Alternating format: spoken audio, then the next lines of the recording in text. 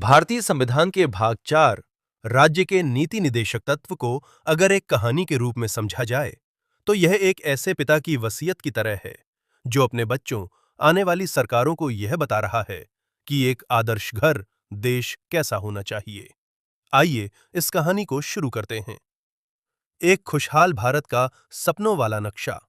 जब 1947 में भारत आजाद हुआ तो हमारे संविधान निर्माता जैसे डॉक्टर अंबेडकर, नेहरू और पटेल एक मेज पर बैठे। उन्होंने जनता को मौलिक अधिकार पार्ट 3 तो दे दिए, जैसे बोलने की आजादी, धर्म की आजादी। लेकिन उन्हें लगा कि इतना काफी नहीं है। उन्होंने सोचा, आजादी का क्या फायदा अगर लोग भूखे रहें, अगर गांव पिछड़े रहें, अगर गरीबों को न्याय न मिले। लेकिन उस समय देश के पास इतना पैसा और संसाधन नहीं थे कि हर चीज को कानूनी हक बना दिया जाए। इसलिए उन्होंने भाग 4 अनुच्छेद 36 से 51 तक बनाया, जिसे उन्होंने राज्य के नीति निदेशक तत्व कहा। ये असल में सरकारों के नाम एक नैतिक प्रेम पत्र था। कहानी का अगला सीन है घर की नींव, सामाजिक और आर्थिक न्याय, समाजवादी सिद्धांत। संविधान ने सरकार से कहा, बेटा, जब भी तुम कोई कानून बनाओ, याद रखना कि धन कुछ ही हाथों में सिमट कर ना रह जाए। अनुच्छेद 39। हर किसी को काम मिले और पुरुषों व महिलाओं को बराबर काम के लिए बराबर वेतन मिले। साथ ही उन्होंने ये भी चाहा कि जो लोग बूढ़े, बीमार या लाचार हैं, सरकार उनका हाथ थामे। अनुच्छेद 41। चलिए आगे देखते हैं कहानी के अगले भाग को। बापू का सपना, गांवों की शक्ति, गांधीवादी सिद्धांत। कहानी में अगला मोड़ आता है महात्मा गांधी के विचारों से। संविधान ने लिखा, भारत की आत्मा गांवों में बसती है, इसलिए हर गांव में एक पंचायत होनी चाहिए। अनुच्छेद 40। उन्होंने ये भी कहा कि नशीली दवाओं और शराब पर रोक लगे ताकि परिवार बर्बाद न हो। अनुच्छेद 44।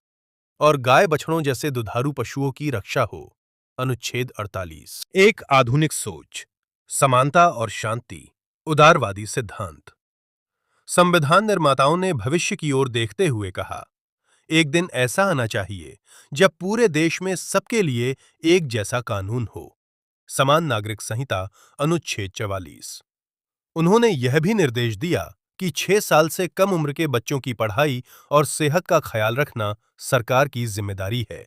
अनुच्छेद 45। और हां, केवल अपने देश के अंदर ही नहीं बल्कि पूरी दुनिया में शांति बनाए रखना भारत का धर्म होगा। अनुच्छेद 51। इस कहानी का ट्विस्ट। इस कहानी में एक बहुत बड़ा पेंच है। जहां मौलिक अधिकार छीनने पर आप सीधे सुप्रीम कोर्ट जा सकते हैं, वहीं भाग 4 के लिए आप कोर्ट नहीं जा सकते। क्यों? क्योंकि संविधान निर्माताओं को पता था कि संसाधन धीरे-धीरे आएंगे। उन्होंने कहा, हम इन सिद्धांतों को कोर्ट के जरिए लागू नहीं करवाएंगे, बल्कि जनता इन्हें लागू करवाएगी। कहानी का सार। अगर कोई सरकार इन निर्देशों को पूरा नहीं करती तो उसे जेल नहीं होगी, लेकिन 5 साल बाद जब वह जनता के पास जाएगी तो जनता उसे वोट की चोट से जवाब देगी।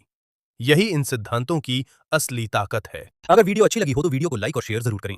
और आप करंट अफेयर्स और सामान्य अध्ययन से जुड़ी वीडियो को नियमित रूप से पाना चाहते हैं तो चैनल को सब्सक्राइब और बेल आइकन को प्रेस करें। धन्यवाद।